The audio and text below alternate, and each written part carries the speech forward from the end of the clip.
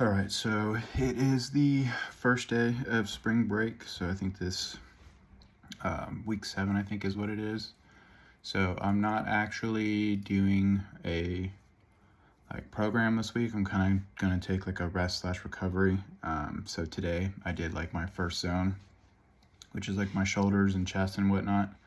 So I did seated cable rows, supinated pull downs, face pulls, scapulations, behind the neck shoulder press, and a Z press, with a focus on retraction and depression of my scapula and shoulders.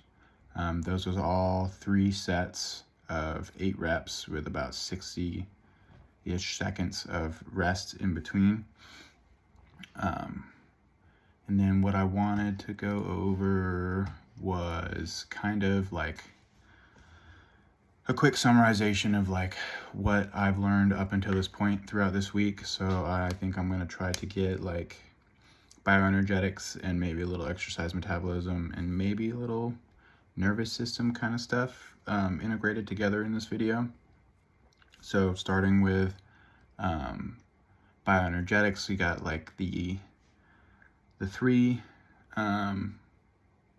main energy systems, which is or 4 main energy systems, which is your PCR, it's your fast, quick, almost instantaneous production of ATP. Then you go into your glycolysis. Your glycolysis will produce your 2 pyruvates.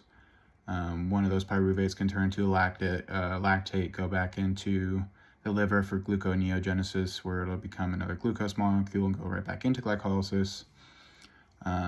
The other way is then it'll go and a pyruvate dehydrogenase will turn that pyruvate into acetyl-CoA. That's our hand stamp into Club Krebs.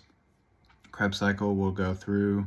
That'll give us 3 NAD pluses turned into NADHs, 1 GTP, which is converted into an ATP, and 1 FAD plus turned into an FADH through glycolysis. Then that'll go into your NADHs will go into your first pump, your second, and your third pump, all bringing out hydrogens. Your FADH will go into your second pump and your third pump, bringing out more hydrogens.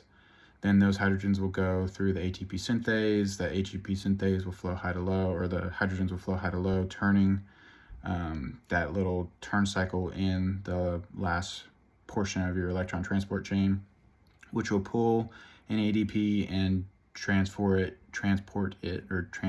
into an ATP molecule.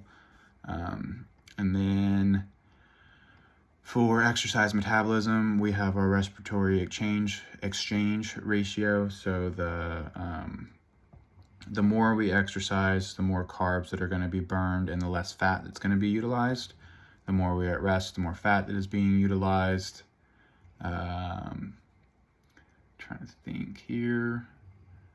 So then as far as nervous system signaling kind of goes, you have your neuron, which is your dendrites, your soma or cell body, your axon hillock, your axon, and then your axon terminals, which have your axon batons at the end of it, which will connect to other dendrites or skeletal muscle or so on and so forth. That's all regulated by action potentials.